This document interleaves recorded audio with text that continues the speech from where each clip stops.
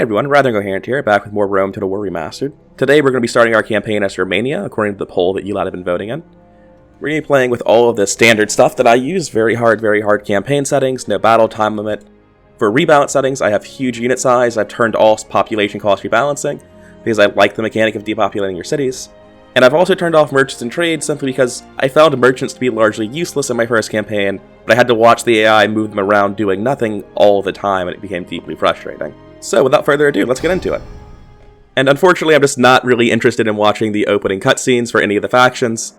So, there's an episode 0 where I talk in depth about what the strengths of Germany are and how I plan to start the game. But to sum it up, I think Germany is a very strong faction. They're pretty easy to win with. I think our primary enemies are Gaul, Rome, and Britain, in that order. Because we're going to go to war with Gaul and then go to war with Rome intentionally, but we'll probably have to defend from Britain. We don't really want to fight them, we just have to. In terms of our units, we have very good units, but we only have access to spearmen at the beginning of the game. Now, all of our armies have things to do, so we're going to recruit peasants in every city. And all of our cities are happy enough that we can afford to crank taxes to very high, and all of them with just the peasants for garrison. They won't be happy about it, but they aren't going to be rioting, and that's all I care about. Next, we get on to the more complicated stuff of what we're doing with our armies. The spy goes south to Gaul, that's pretty straightforward. The diplomat is going to head to Dacia, Thrace, eventually Macedon, and Greece, to get trade rights with people that we aren't immediately going to war with, because why bother trading with Gaul or Britain when I expect them to attack me? Now, I can't actually afford to build infrastructure. This 4,000 gold is going to be spent on mercenaries. I don't have any money left over to waste trying to build infrastructure. I could build a farm that will pay for itself in 10 turns, or I can buy mercenaries and go to war, and it's very easily, for me, the latter. This entire army is going to be heading south into the Alps. Their job is to recruit mercenaries, go to war with Gaul, and eventually conquer these two cities, which I will then start preparing to go to war with Rome from that point. Now, this man is actually going to go north to a rebel settlement, Hirish, and this cavalry is going to come join him. Now, my faction leader in this entire army is going to head west to Trier, where I'm going to be moving all of the armies that I have in these three cities. So I'm moving all of these armies to regroup at Trier, where they will eventually head west into Gaul and conquer Alesia. They should be happening around the same time I actually start my war in the Alps, and it's much better to be on the offensive against this area than defensive. You get nothing from defending, you keep existing. Going on the offensive, I conquer Alesia, steal their capital, and eventually all of their lands. It's much better for me. I could be building spear warbands here, but I don't have enough money to really support that, so unfortunately I'll be building barbarian peasants instead. Now, the one exception is I will be building spear warbands in this city. The reason for that is, while there's a rebel settlement up here that I do want to go conquer, there are more rebel settlements down here. 2 of them, actually. One here and one here. And I need more units than I have to conquer all of that, so I'm going to be recruiting a couple spear warbands to collect on my way back down. And I think that's it for this turn. Moving units to siege these 2 rebel cities, or assault them rather, since they don't have walls. Setting up my infrastructure at the highest tax rate I can, building peasants in every city to garrison, and building an army here to rally back down and actually start conquering more stuff in the south. But the first turn is fairly simple, so let's get on with it. And you can see that nothing's going to happen in the first turn. So, we're going to have all our units continue on as they were. And here we have this peasant that we just made for garrison. We actually don't need him anymore. I'm going to be paying 100 gold a turn to keep him. So, rather than keeping him for like 6 turns, I'm just going to remake him once the armies leave and disband him for now. Next, this spy continues on his way into the Alps to see what's going on with Gaul. This army continues its way south. And next turn, I'll figure out what mercenaries I need to buy before I leave. No reason to pay upkeep for them this turn when I could just buy them next turn instead. And again, armies moving to regroup at Trier. So, first let's go see what's in the city. On both sides. So we can see that they have 2 warbands in this city. One of them has 2 experience. And there are, if I hit the assault button, I can now withdraw, and I can see that they have 2 warbands and a light cavalry, and they all have 1 experience. And actually, I'm going to bet this one has 1 experience on both of them, and I just couldn't tell because I hadn't clicked yet. They actually have 2 experience on both of them. So unfortunately for me, these all have experience on them, meaning they're probably just better than my troops. So here I'm just going to hire the 1 barbarian mercenaries. I think that's all I'll need for my army to actually be good enough to consistently take out this city. And let's get into that now, immediately. This siege should be pretty straightforward. I'm going to use my heavy cavalry to destroy their light cavalry, and then just let my phalanx slowly grind down their normal spearmen. Our foes await. Like pigs for the slaughter, they will taste sour if we leave them to stew in their own fear. So I don't know why the Germans are suddenly cannibals. So I feel like all of the barbarian speeches are meant to be this bloodthirsty, nightmarish thing, and none of them really hit home with me. They'll just feel like a little bit weird, a little bit out of place, a little bit tonally inconsistent. None of them feel quite as violent as they want to be and feel more like a poet trying to be violent. They're just like really tonally off for me, so I'm probably going to be skipping all the speeches in this campaign. So a quick note on enemy AI. These two units that started in the town square are pretty much never going to leave the town square. You just have to deal with them with their infinite morale. But this unit that was defending the walls is going to try to constantly move around and actually do stuff on the battle map, which is going to make it quite easy for me to use my heavy cavalry to actually kill them all. Which is good, because I need my infantry to actually fight theirs, as, well, their infantry is warbands with spears, and that's not something I really want to send my cavalry charging into. Theoretically, I could use my cavalry to great effect to rout this army in the future, but not in a city siege. Let me get my units a little bit closer. If his barbarian cavalry was more out of the square, I could charge it and feel pretty comfortable about it, but being this close to the square, I think I need to charge and break off pretty much immediately. Although I will have my warband charging behind me so that when they try to chase me out, I will be able to immediately have something intercept them. And as soon as it switches to balance of forces evenly matched, I'm just going to peel out of here. I don't want to be here.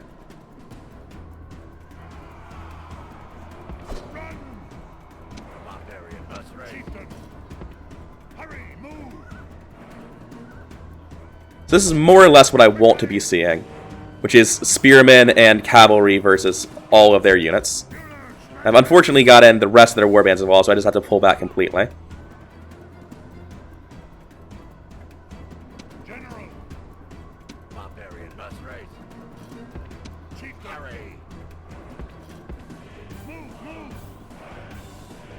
We've lost a decent amount of these barbarian mercenaries, but it is actually completely fine. And they've actually started routing. What a absolutely useless unit. Something I noticed when I was testing Germany in Session 0 is that their morale seems to be just comically worse than it should be for some reason. Luckily I don't need this unit, I really just need the Spear Warband, but it is deeply frustrating just how shit they are.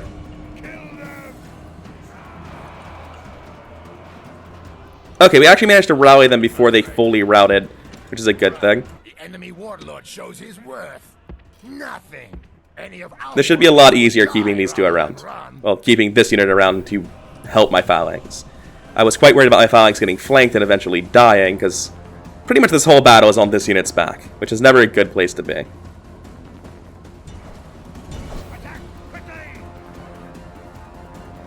The enemy warlord lies dead. Now he can drink with his ancestors and watch his warriors flee. Okay. So, minor setbacks aside, we got through it. Let's set our phalanx up to eventually 1v2 this whole army. Telling phalanxes to move is a very upsetting thing, isn't it? It might be better to break phalanx formation every time I give them even a slight movement command, because like, they're still not really properly in phalanx formation. What is this? There we go. Unfortunately, the enemy still has no interest in fighting us. Like, this should be a very, very slight movement. But I think they're going to fuck this up, like, hilariously badly. Oh my, they actually did something close to what I asked. They did it pretty much perfectly, except for the part where they... Oh, nope, nope. Nope, what are you even doing? Okay, there we go. And we finally have the enemy coming in to fight us. So I just want to move this unit like this to make sure that this never spills around the side. No, no, no, no, no. What on earth are you doing? Dear God, why? Oh.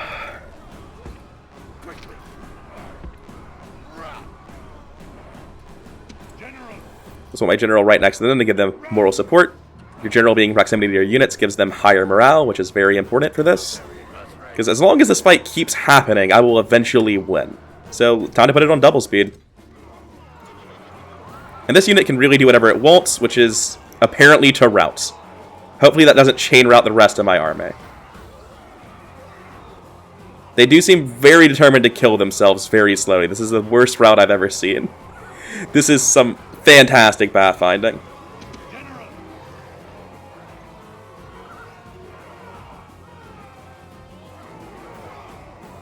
The phalanx is doing its job, though. As long as it doesn't rout at the side of these mercenaries breaking, we're good. I will have to send my cavalry here to deal with this a little bit.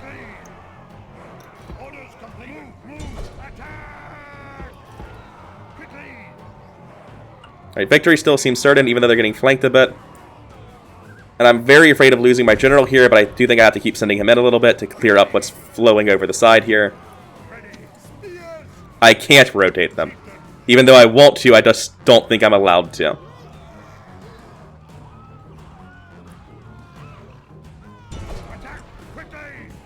My general's the only fresh unit here, so we should be able to mow through what's left of this. There we go.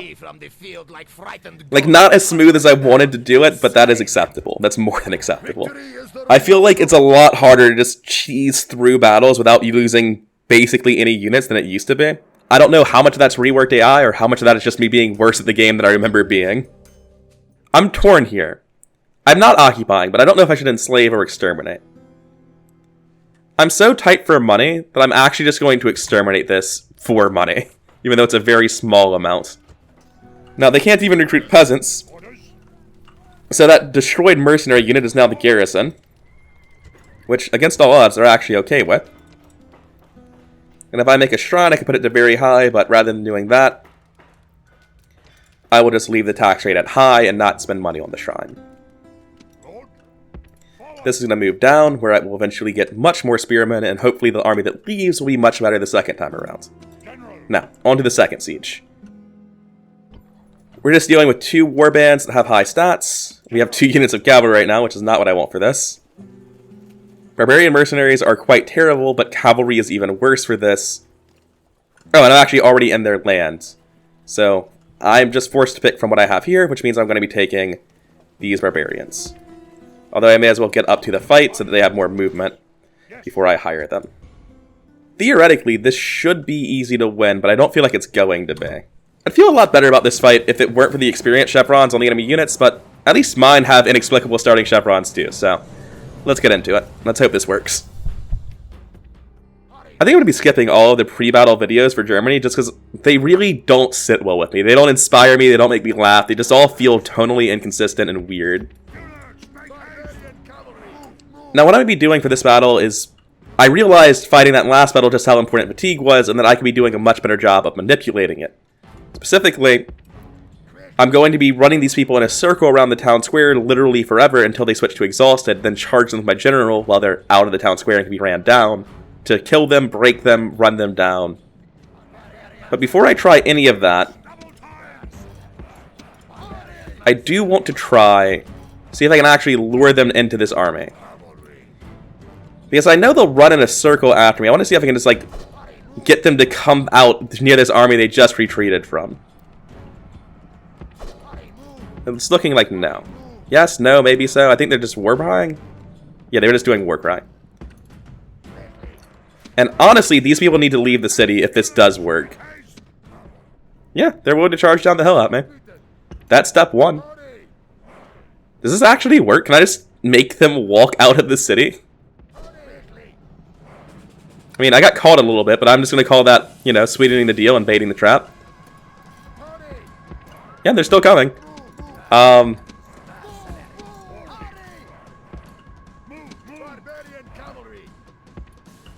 Like, at this point, they're at roughly where the walls would be. This is baffling that the AI is willing to chase this. Dear God. Yeah, they only stopped chasing it because they got the opportunity to charge the warband. I actually want to line up before the city walls, because if I get in the city, I'll be on the other side of an invisible wall that will greatly affect my pathfinding. I want to turn off guard mode on these so they'll fully encircle. I want to get in a position to have my cavalry actually participate, or at the very least concern the enemy.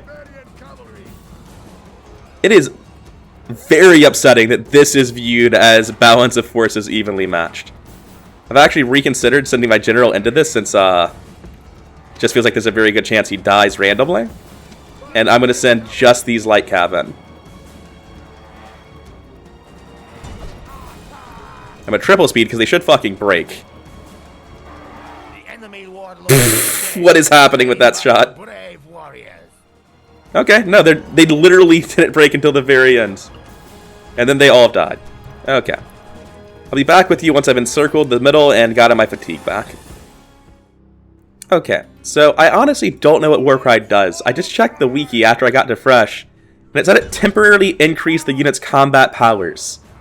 Which are definitely not the pathfinding, that's for sure. Now, based on the last time I did this exact encirclement, I'm not convinced this is going to win the fight. But it should at least tire them out enough for me to reliably mop up with cavalry. And actually, it's going much better than last time. Which doesn't make a whole lot of sense to me, but I'll take it. So, this has actually been relatively exactly according to plan, unlike the previous siege. Or previous assault, rather. It's not really much of a siege if you just walk into the city, kill everyone, and declare it yours, is it? Alright. Again, I'm not super happy about losing 350 men, but at the same time, I don't know what I could have done to avoid it. This has also been a bit of a learning experience for me to realize that barbarian mercenaries are really just barbarian peasants that are demanding a higher pay rate. So I'm going to exterminate this again just because of my desperate need for money combined with the belief that I'm never really going to get use out of this city. Again, I can't recruit peasants, so I'll just leave behind this injured unit of barbarian mercenaries and start my trek south to, I guess, Trier. And I'd be remiss not to set the tax rate as high as it goes in both of these cities. And it looks like we got +1 command stars for that, which is going to be necessary considering we didn't have any before on that commander. My diplomat will continue his way towards Dacia and Thrace. My net turn income is $700, which is not very good. I think I actually can't make any infrastructure with that sort of income. Something I almost forgot to do was recruit this spear warband, which I will need in the coming wars. Actually, I don't need to recruit it right now, because the population's so low that I only get to recruit one more anyway. So there's no reason to pay the extra upkeep over the coming turns.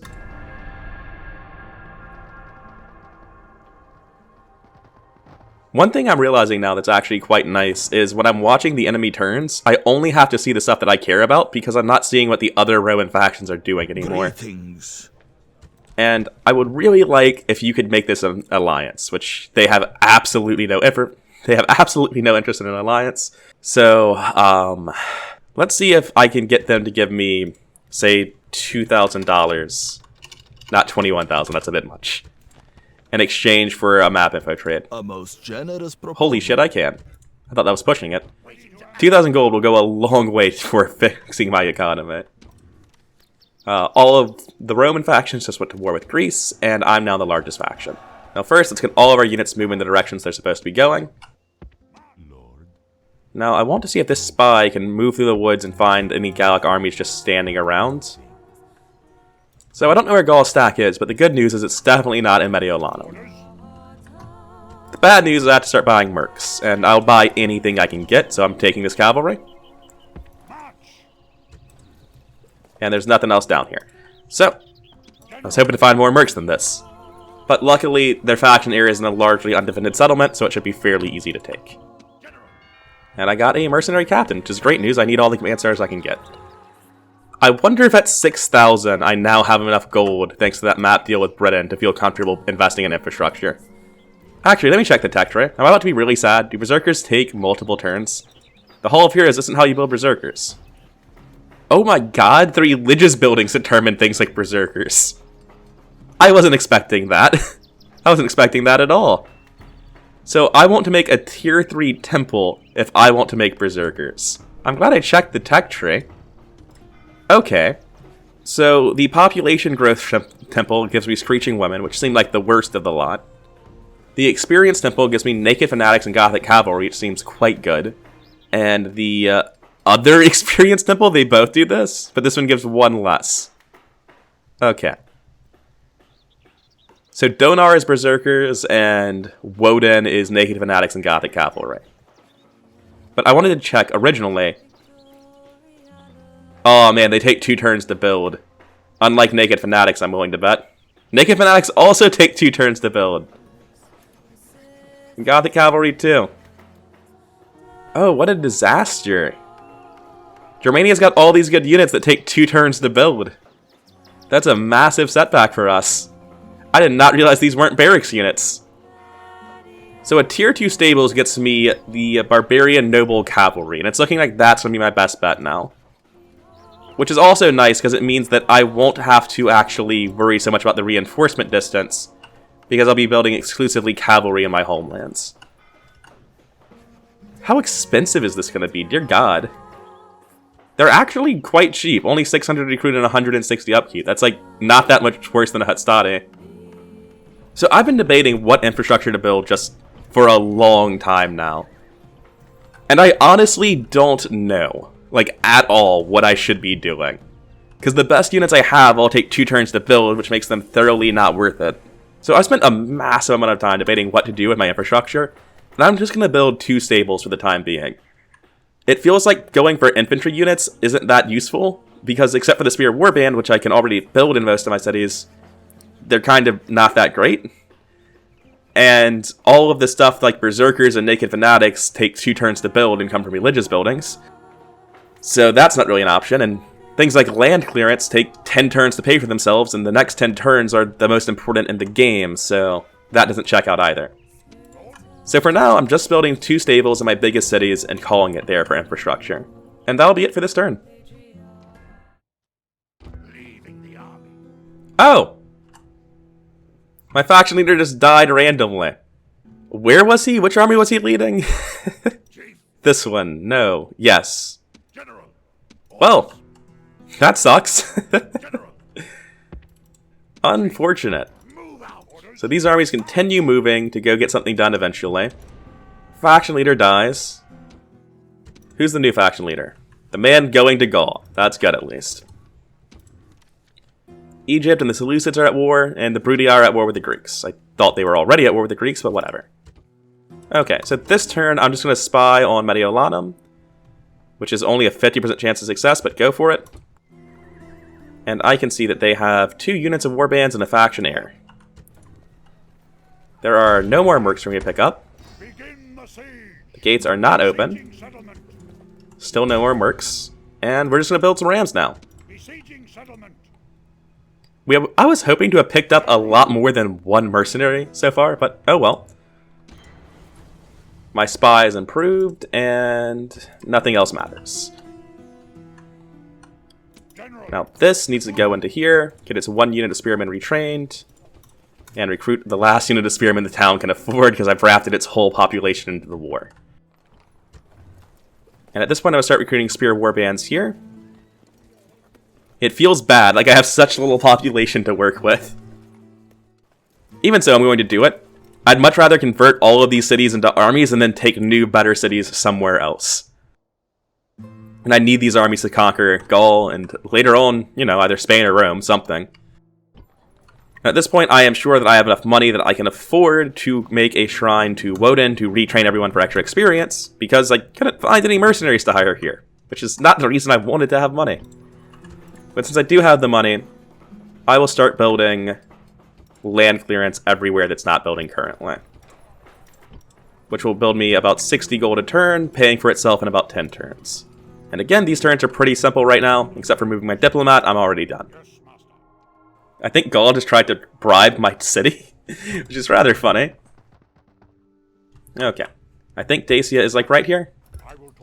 I would love to trade with, like, literally anybody. Also, would you be willing to pay me $2,000 for the privilege of trading with me? A most generous Of course you would. I'm a shrewd negotiator, aren't I? Alright. Selling that's helping my economy a lot. I've got a new person come of age. I probably should have moved my capital down, huh? Well, he's here now, so let's get him somewhere else. Which is just going to be moving towards Trier as fast as he can for the time being. This is starting to look like an actual army. And I can retrain all of them and give them more experience now, which is nice. And since there's only 2 more turns left, I will start recruiting more spear warbands here. Now this army is actually done, and I realize now I don't have anything to garrison the city with. So just have to leave one of these spear warbands behind, which means they should have been peasants. Now, there's a city here. I think there's another city, like, somewhere in this region. I can't quite recall where. Now, I assume this city is perfectly fine. Yeah, its happiness is not a problem. Got access to one group of hell tasks for mercenaries there, which is not ideal. Nothing here. And nothing here. Alright, so this siege should be pretty easy to do, but I'm going to do that in the next video. Today, we handled what you could call infrastructure, really just conquering 2 rebel settlements and selling our map info and trade rights to people. We set up to go to the Gallic Wars, we're still doing that. Next episode tomorrow, I will be doing a lot more of the Gallic Wars and actually probably more or less completely dismantling that faction. But today was just the setup. This has been part 1, this has been rather Incoherent. I hope you liked the video, and if you did, then please consider subscribing to the channel, it really helps us out. And I'll see you around.